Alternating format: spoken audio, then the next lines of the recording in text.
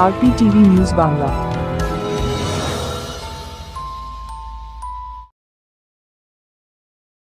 শিউরি 2 নম্বর ব্লকের কেন্দ্রীয় অঞ্চল তৃণমূল কংগ্রেসের উদ্যোগে ইফতার মাহফিলের অনুষ্ঠান অনুষ্ঠিত হল।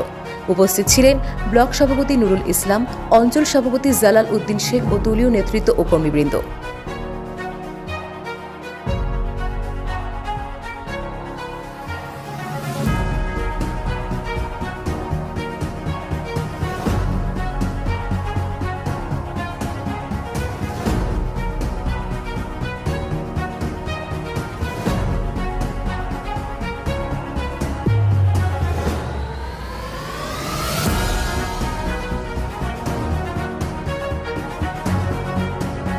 Bureau report, RPTV news Bangla.